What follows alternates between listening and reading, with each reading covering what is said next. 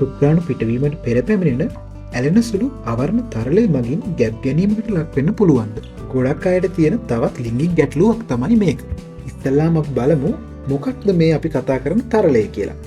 ගොඩක් කට්ටිය මේකට විවිධ නම් කියනවා. ඇත්තනම් මේක හඳුන්වන්නේ ප්‍රීකම් කියලා. මේක නිපද වෙන්නේ පුරුෂ ප්‍රජනක පද්ධතියේ තියෙන හෝපර්ස් ග්‍රන්ථි වලින්. ලිංගික උත්තේජනයක් ඇතිවුණු විගස මේ ග්‍රන්ථි වලින් මේ ලීසිකාරක ද්‍රව්‍ය පිටකිරීම සිද්ධ වෙනවා. ගොඩක් කලාවට අප කියනවා ලිංගාශ්‍රිතව තෙත්වීමකට ලක්වෙනවා කියලා. මේ තෙත්වීමට අදාළ කෙනා තමයි මේ ප්‍රීකම් කියලා කියන්නේ. ඇයි එතකොට මෙයා මේ වෙලාවට එළියට එන්නේ? මෙයාගේ රාජකාරිය තමයි ලිංගික උත්තේජනයක් දැනුණු ගමන්ම එළියට ඇවිත් සංසර්ගයට අවශ්‍ය ලිහිසි ද්‍රව්‍යයක් විදිහට කටයුතු කරන එක. ඒ කියන්නේ මොකක්ද?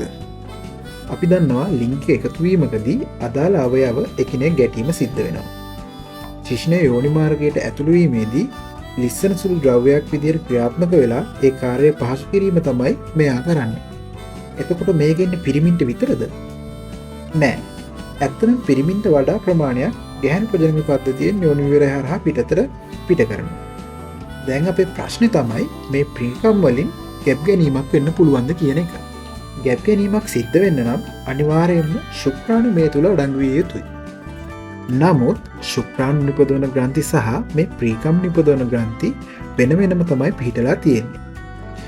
එවිට ශුක්‍රාණු සමග මේවා නිපද වෙන්නේ නැහැ. නමුත් ශුක්‍රාණු සමග මේ තරලේ මිශ්‍ර වීමේ හැකියාවක් තියෙනවා. ඒක කොහොමද ඒක වෙන්නේ? ඒක වෙන්නේ මෙහෙමයි. කලින් වතාවේ ශුක්‍රාණු පිටකිරීමේදී ඉන් ශුක්‍රාණු යම් ප්‍රමාණයක් මුත්‍රා නලයේ රැඳී තියෙන්න පුළුවන්. ඉන් පසුවදී ඒවා මේ තරලය සමග මිශ්‍රව එළියට පැමිණෙන්න පුළුවන්. මේ ශුක්‍රාණු යෝනි මාර්ගය තුළට ඇතුළු වුවොත් ගැබ් ගැනීම සඳහා ඉතා කුඩා ප්‍රතිශතයක් ඇති වෙන්න පුළුවන්. මෙන්න මේ හේතුව නිසා තමයි පුල් අවුට් මෙතඩ් එක.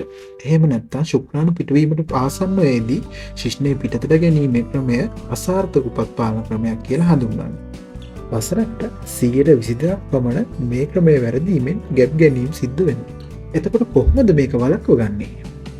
මේක වළක්ව ගන්න පළමු වතාවේ ශුක්‍රාණු පිටවී යාමෙන් පසුව මුත්‍රා නාලය තුළ ඇති ශුක්‍රාණු ඉවත් වී යාමට මුත්‍රා කිරීම සිදු කළ යුතුයි. එවිට එහි ඇති ශුක්‍රාණු ඉවත් වී යනවා.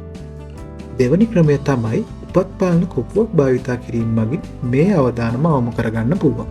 ඉතින් මේ ප්‍රීකම් වලින් ගැබ් ගැනීමක් සිද්ධ වෙනවද කියන එකට පිළිතුර තමයි ඔව්. එහෙම වෙන්න පුළුවන්. වෙන්න පුළුවන් ප්‍රතිශතය ඉතාම අවමයි.